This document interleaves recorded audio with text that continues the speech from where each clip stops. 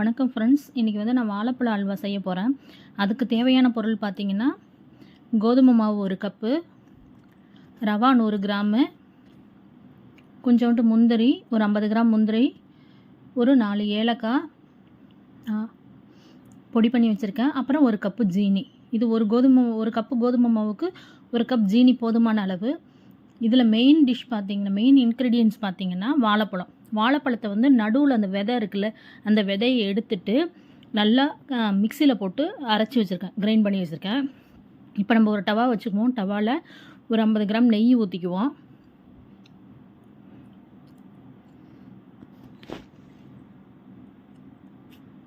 வாழைப்பழம் பார்த்திங்கன்னா பொதுவாக யாருக்குமே பிடிக்க மாட்டேது. சின்ன பிள்ளைங்கலேருந்து பெரியவங்கலேருந்து வாழைப்பழமா அப்படின்னு சொல்கிறோம். மெயினாக அது வந்து வாழைப்பழம் சாப்பிட்றவங்க பார்த்திங்கன்னா மோஷன் ட்ரபுள் இருந்தால் அந்த வாழைப்பழத்தை எடுத்துக்குவாங்க. வெளியில் சென்னையிலலாம் பார்த்திங்கன்னா வெளியூருங்கள்லாம் பார்த்திங்கன்னா டெய்லி ரெகுலராக வாழைப்பழம் எடுத்துக்கிறவங்களும் இருக்காங்க. இப்போ வந்து எண்ணெய் சட்டி சூடாகிட்டு இப்போ வந்து நம்ம பாகு ரெடி பண்ணிக்குவோம். 1 டம்ளர் தண்ணி ஊற்றி அந்த ஜீனி எடுத்து அதில் போட்டுருவோம். ஜீனியை போட்டு நல்லா மிக்ஸ் பண்ணிக்கணும். பாகு வந்து எப்படி ரெடி பண்ணணும்னா, கம்பி பதம்லாம் தேவையில்லை. பாகுக்கு நம்ம ஜீனி வந்து கரைஞ்சி நல்லா ஒரு கொதி வரணும். கொதி வந்துச்சுன்னா அது பாகு ரெடி ஆகிட்டு. ரொம்ப கம்பி பதம் மாதிரி ரெடி பண்ணி பாகு அதில் அல்வாவில் கலந்தோன்னா ஒரு மாதிரி அழுத்தமாக கட்டி மாதிரி ஆகிடும். இப்போ நம்ம வந்து ஜீனி கரைஞ்சோன்னா ஒரு கொதி வரணும்.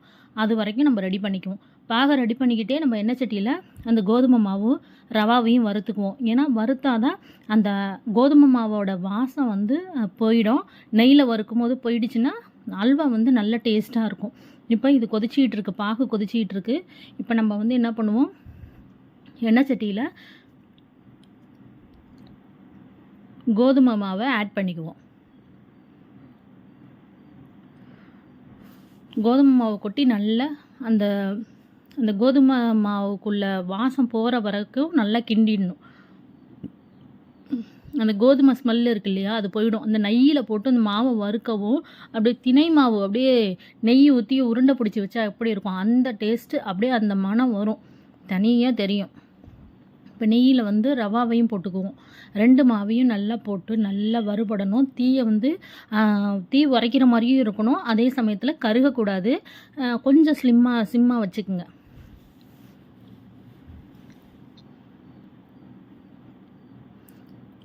இப்போ பாருங்கள், சொல்லிகிட்டு இருந்தேன் இல்லையா, வாழைப்பழம் வந்து சாப்பிடுவாங்க, ரெகுலராக எடுத்துக்கிறவங்களும் இருக்காங்க.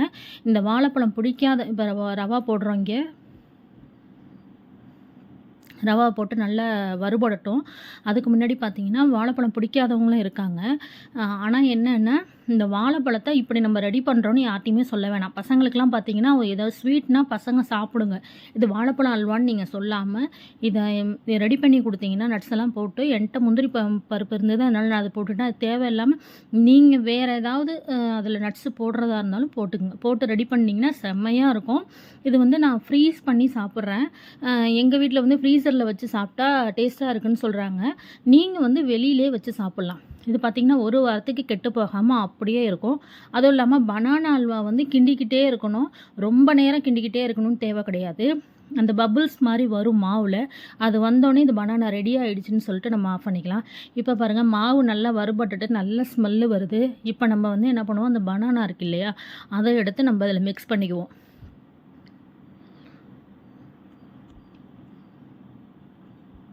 பாகும் ரெடி ஆகிட்டுருக்கு. பாகு கொதி வந்துருச்சு பாருங்கள், பாகு கொதி வந்துருச்சு நல்லா.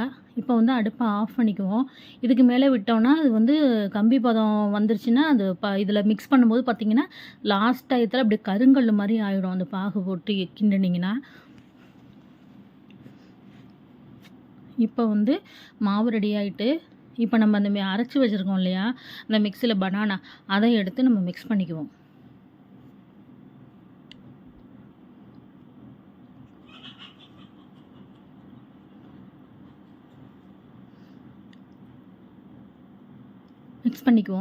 மிக்ஸ் பண்ணிவிட்டு மாவு இந்த பனானா 2யும் நல்லா மத்து மாதிரி கடைஞ்சிக்கணும். நல்லா மிக்ஸ் பண்ணிக்கணும். ஏன்னா கட்டி பிடிச்சிருச்சுன்னா உருண்டையாக வந்துடும்.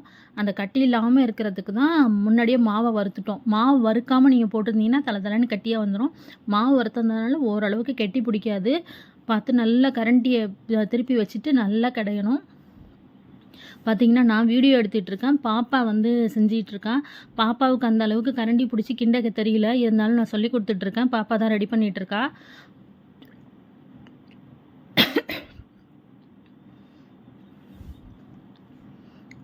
நல்லா மிக்ஸ் பண்ணணும்.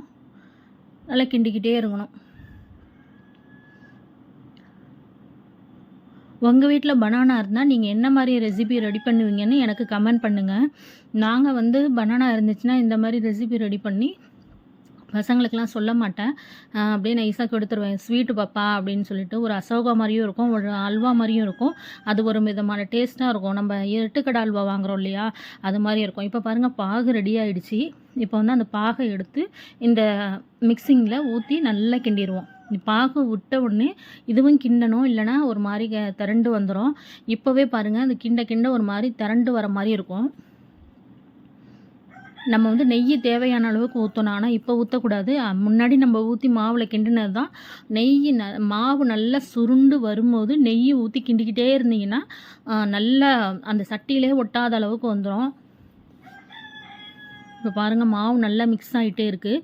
இப்போ வந்து மாவு அதோட வந்து வாழைப்பழம், இது வந்து பாகு ஜீனி பாகு ஊற்றிட்டோம். இப்போ வந்து இதோட கலர் வந்து பார்த்தீங்கன்னா இந்த பனானா கலர் அப்படியே இருக்கும். அதை நம்ம சேஞ்ச் பண்ணுறதுக்காக என்கிட்ட இருந்த கலர் பவுடர் நான் மிக்ஸ் பண்ணிக்கிட்டேன். உங்களுக்கு வேணால் நீங்கள் வேறு ஏதாவது அல்வா பவுடரோ வேறு ஏதாவது எசன்ஸோ என்ன கலர் தேவையோ அந்த மாதிரி கலரை நீங்கள் யூஸ் பண்ணிக்கலாம். யூஸ் பண்ணிங்கன்னா அந்த கலர் பார்க்கும்போது சாப்பிட்றதுக்கு நல்ல அட்ராக்ஷனாக இருக்கும். இப்போ பாருங்கள் பாப்பாவால் கிண்ட முடியல. அதனால் அவளை வீடியோ எடுக்க சொல்லிவிட்டு நான் வாங்கி கிண்டுறேன். கீழே மேலெலாம் சிந்துறாங்க. இப்போ நான் வந்து கிண்டுறேன். எல்லாத்தையும் ஒட்டுக்க நல்லா கைவிடாமல் கிண்டணும். சிம்மில் தான் வச்சுருக்கேன். இருந்தாலும் அடி பிடிச்சிக்கிட்டே இருக்குது. அல்வா பார்த்திங்கன்னா கிண்டுறதுல தான் இருக்குது நம்ம அதோட இது ரெடியாகி வர்றதுக்கு. அவங்க பார்த்திங்கன்னா மாவு நல்லா எல்லாத்துலேயும் பாகு இந்த இது பனானா அந்த டேஸ்ட்டு வந்து இதில் தெரியவே தெரியாது. பனானா மாதிரியே இருக்காது. அது மாதிரி கோதுமை மாவோட வாடையும் இதில் வரவே வராது.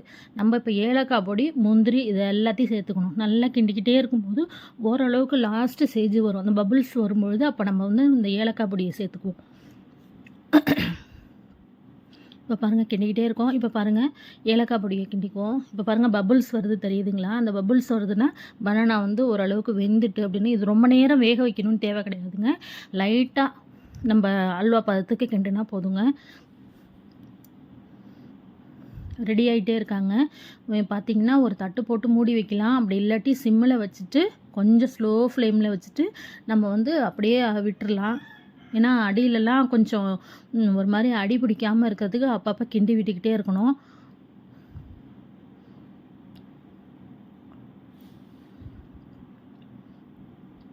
அல்வா செய்கிறதுக்கு கொஞ்சம் பொறுமை தேவை. 2வது வந்து கையில் கொஞ்சம் பலம் தேவை. ஏன்னா கை வந்து கிண்டிக்கிட்டே இருக்கணுங்க. இதுக்கு வந்து மெயினான இது பார்த்திங்கன்னா கனமான பாத்திரம் வைக்கணும். அப்படி இல்லைன்னு வச்சுக்கோங்களேன் அந்த பாத்திரம் வந்து ஹீட்டு தாங்காது. அப்படியே அடியில் ரொம்ப பிடிக்க ஆரம்பிச்சிடும்.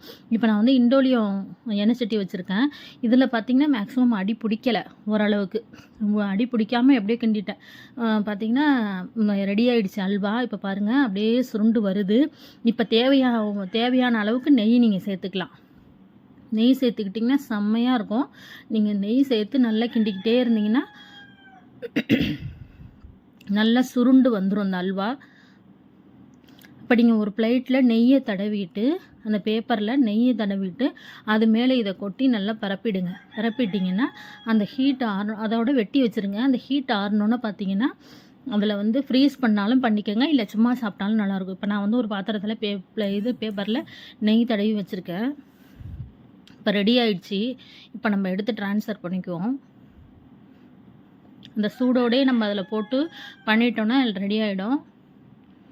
இல்லைன்னா சட்டியில் அமுக்கி வச்சுட்டாலும் பரவாயில்ல. சட்டியில் அமுக்கி வைக்கிறத விட நீங்கள் ஒரு ஏனத்தில் ஒரு பிளேட்டில் எடுத்து நெய் தடவி நீங்கள் இது மாதிரி ட்ரான்ஸ்ஃபர் பண்ணி வச்சுருங்க. நீங்கள் கேக்கு மாதிரி கட் பண்ணி டிஃபன் பாக்ஸ்லேயோ இல்லை பாக்ஸ்லேயோ வச்சு ஸ்டோர் பண்ணிக்கலாம். நீங்கள் வெளியிலே வச்சா கூட ஒரு வாரத்துக்கு ஒன்றுமே ஆகாதுங்க. அந்த நெய்யெல்லாம் மெல்ட் ஆகி நல்லா சூப்பராக இருக்கும். நான் வேணால் ஃப்ரீஸ் பண்ணதை நான் எடுத்து காமிக்கிறேன் பாருங்கள். அடியும் பிடிக்கல அந்த அளவுக்கு. இப்போ வந்து நல்லா சூடாக இருக்காங்க. இவங்களை என்ன பண்ணணுன்னா நல்லா கையில் நெய்யை தடவிக்கிட்டு நல்லா அப்படியே எல்லா பக்கமும் அமுக்கி விட்டுருங்க.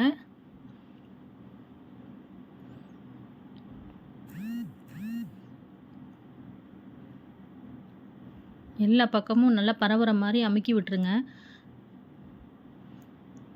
அமுக்கி விட்டுட்டிங்கன்னா, அதுக்கு மேலே என்ன பண்ணுங்க, அந்த நட்ஸு மீதி இருக்கிற நட்ஸை வந்து எடுத்து அது மேலே போட்டுருங்க. நான் வந்து முந்திரி மட்டும் தான் போட்டிருக்கேன். பாதாம், முந்திரி, வேறு என்னென்ன நட்ஸ் இருக்கோ எல்லாமே, செர்ரி, கிரேப்ஸு என்னென்ன தேவையோ உங்களுக்கு வேணால் நீங்கள் போட்டுக்கங்க. இப்போ பாருங்கள், அந்த நட்ஸு போட்டாச்சு.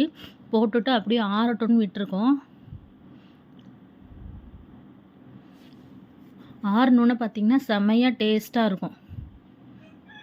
இப்போ பாருங்கள், நாங்கள் வந்து சூடாக இருக்கும்போது 3 கேக் எடுத்து பாப்பா சாப்பிட்டுட்டாங்க. இப்போ பாருங்கள், நாங்கள் ஃப்ரீஸ் பண்ணி வச்சு எடுத்து உங்களுக்கு காமிக்கிறேன். இது வந்து செம்ம டேஸ்ட்டாக இருக்கும். இது வந்து டேஸ்ட் பண்ணி பார்த்தா நார்மல் அல்வாவை விட சூப்பராக இருக்குங்க. இது வந்து வாழைப்பழம்னே தெரியாது. உங்களுக்கு கோதுமை மாவு போட்டிருக்க மாதிரியே இருக்காது. நேச்சுரலாக நீங்கள் அல்வா சாப்பிட்ற மாதிரியே இருக்கும். நீங்கள் சாப்பிட்டு பாருங்கள். அதோட டேஸ்ட்டும் அருமையாக இருக்குங்க. நான் ஒரு பீஸ் எடுத்து சாப்பிட்றேன். இது பாருங்கள், ஃப்ரீஸ் பண்ணி நான் அதுக்கப்புறம் எடுத்து இந்த வீடியோவை காமிக்கிறேன். சூப்பராக இருக்குங்க. இதை நான் சாப்பிட்டு பார்த்துட்டு இதோட டேஸ்ட்டும் சொல்லியிருக்கேன். இந்த வீடியோ பிடிச்சிருந்ததுன்னா லைக் பண்ணுங்கள், ஷேர் பண்ணுங்கள், கமெண்ட் பண்ணுங்கள், சப்ஸ்கிரைப் பண்ணுங்கள். இது மாதிரி நீங்கள் பனானாவில் வேறு டிஷ் எதுவும் பண்ணினீங்கன்னா எனக்கு கமெண்ட்ஸில் சொல்லுங்கள். வேறு ஏதாவது டிஷ்ஷு நான் செய்து காமிக்கணுன்னாலும் கமெண்ட்ஸில் சொல்லுங்கள். என்னோடய சேனலை